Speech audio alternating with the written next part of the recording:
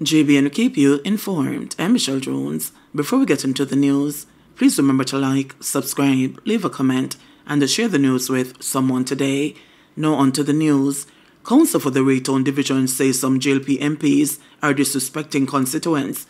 There appears to be an internal controversy brewing in the governing Jamaica Labour Party, JLP. This after Council for the Raytown Division in Central Kingston, Rosalie Hamilton, accused some JLP members of Parliament of being disrespectful to those who elected them. According to Hamilton, the level of neglect across some constituencies is ruining the party's chances at the next general polls.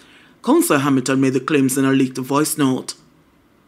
The MPs have no respect for the people that elect them, and they becomes God unto themselves, and them deal with people anyhow. When you are in a party, it don't matter what status you have. You are a party member, and you are supposed to be treated like everybody else. Something is literally wrong in the party. I have problems with individuals who enter the Jamaica Labour Party and feel that them can get up and talk to people anyhow and do anything, and you as a little councillor girl, you must accept what they say and do. Because a whole heap of constituency go to them era council and talk to them about the member of parliament them, and no action was taken because it's something the whole of them organized to do, to disrespect the people them and handle them like dog. And now election a come,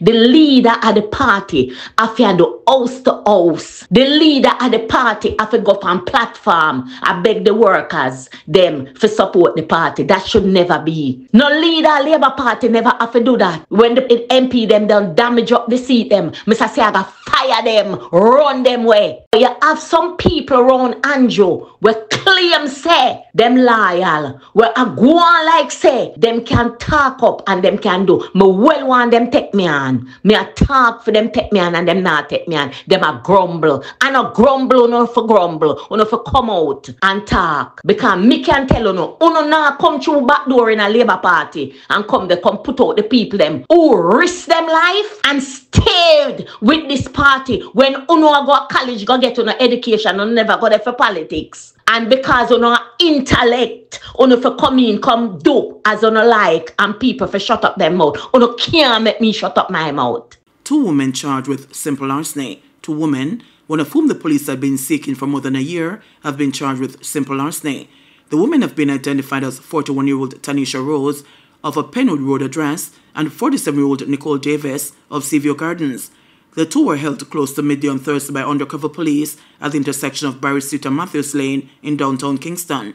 Several vendors downtown accused Rose of being a well-known pickpocket who operates mainly in the market district on Thursdays and Saturdays, the more popular market days. Police sources say both City Centre and Darling Street police stations have an interest in interviewing her. People who may have been victims of robbery are being asked to report at either of the stations. Scrapehead shot and killed in Parrytown, St. Anne. The St. Anne police are investigating the death of a 32-year-old man in the parish on Thursday night. He has been identified as Jermaine Logan, otherwise called Wani and the Scrapehead, of Capture Land, Parrytown, St. Anne. Reports are that, at about 7:15 p.m., explosions were heard in the community, and the Logan was seen with what appeared to be gunshot wounds. He was assisted to the St. Anne's Hospital, where he was pronounced dead. Woman recounts ordeal after jumping from taxi. A woman who boarded a taxi in Mandeville, Manchester recently is thankful to be alive after jumping from the taxi out of fear for her life. I went up to the vehicle and went in the vehicle. When I went in the vehicle, I realized that it was 3 men in the vehicle, the driver and 2 other men, a younger one in the front, an older one in the back. I didn't feel so secure, but I just put myself in the hands of the Lord. Immediately, the driver diverted. He didn't go in the roundabout, which take you to Mandeville. He proceeded down the highway. I said to the driver, a Mandeville, me say me are going. He responded, Spanish Town, where I go. Immediately, I fly the door. I was seated behind him. I fly the door. He proceeded down the highway. I waited about a minute. and then I jumped out the vehicle straight onto the asphalt. People came down and they said to me, what happened, what happened? I told them what had happened, that I took this car, he said he's going into Mandeville, and I see him divert and say, Spanish Town where I go, so I jump out. The driver, the people, them say, driver, you're wicked, so. And him say, I joke me that, mate, I joke me that, mate. People them start say, what kind of joke that? You can't run them a serious joke with passenger. And the woman life here talk about, can the woman go to hospital? Some of these drivers, them not conscious, them head not screw onto them body. Maybe they make enough money since morning and them feel so nice. For them pick up passenger and for them it's a joke. You can't run those serious joking at this time. I was blindsided by retirement announcement, says Carl Samuda. Member of Parliament for North Central St. Andrew Carl Samuda says he was blindsided by the JLP's General Secretary's disclosure that he would not seek re-election in the next general elections. According to the 82-year-old Samuda, despite his age, certain processes and courtesies must be followed before an announcement of this nature can be made. The comment caught me totally off guard because I wasn't aware that an announcement of that nature was pending. The changing of a candidate or a candidate stepping aside in favor of another is a process. In my case, it's a more significant activity because I have represented a constituency on both sides of the fence and been victorious on either side.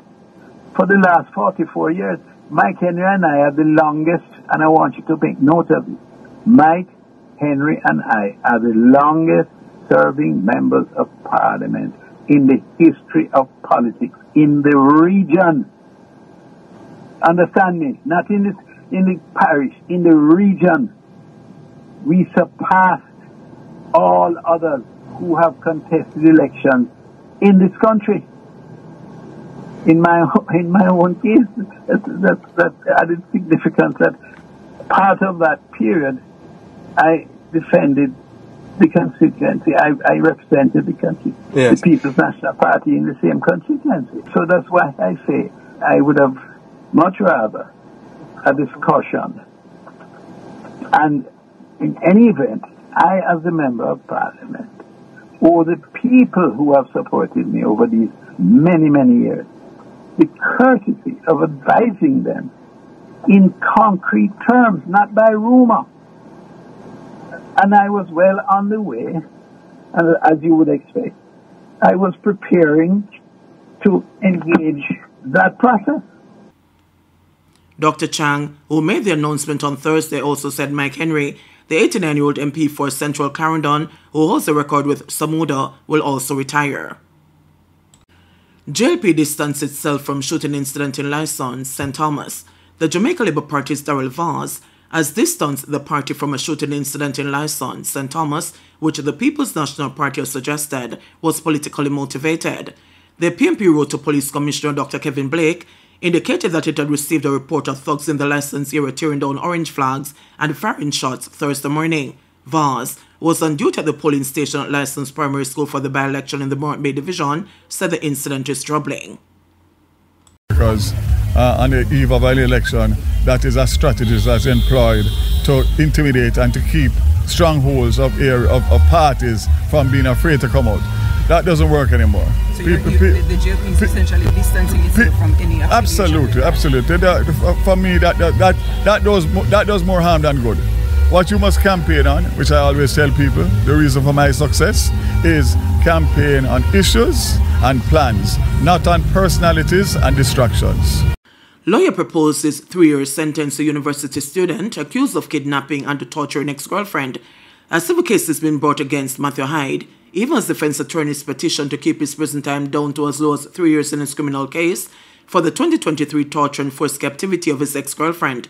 Obika Gordon, attorney representing the female complainant, said that proceedings had been initiated for the civil matter, in which he is seeking a significant sum in compensation for the physical abuse and mental toll she endured during the 3 days of captivity and torture at the hands of Hyde. Gordon made the disclosure following the adjournment of Friday's session of Hyde's sentencing hearing, during which some of the reported abuse was detailed. This included iron burns to the face, back, breasts, arms and buttocks, beatings administered with a belt and Hyde's fist, as well as kicks.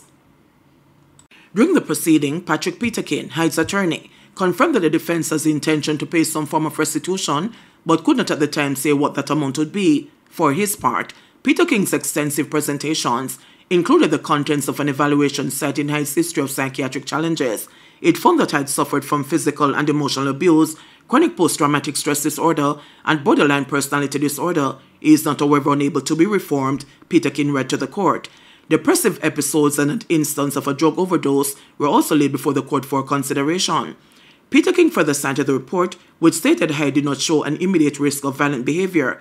The attorney even proceeded to call for forgiveness as he reminded the court of the Christian nature of the country. He spoke for over an hour, citing a list of similar cases in which abused victims had been put through a trial, and the defendant showed no remorse, highlighting the contrast to his own client. Hyde pleaded guilty in September 2024 when offered the option. Along with the charges of grievous bodily harm with intent, which encompass the burns and beating, Hyde stands accused of malicious communication, stemming from accusations that he shared nude images of the complainant with at least one person. He will also be sentenced on charges of false imprisonment. Peter King wants any penalty for the less severe charges of malicious communication and false imprisonment to be treated as part of time Hyde has already spent in custody. The sentencing will continue on December 9 at 2 p.m., exactly 1 year and 10 months after the complainant was rescued by police from Hyde's room at the Georgia Lane Hall on the University of the West Indies UMona campus, and he was taken into custody. The Crown will then respond to Peter King's submissions before sitting Judge Justice Carolyn Ty Powell, who must determine how much time, if any, the 21-year-old will spend behind bars. JBN, we keep you informed. Please remember to subscribe, like, share, leave us a comment, and click the notification bell to receive our daily news items.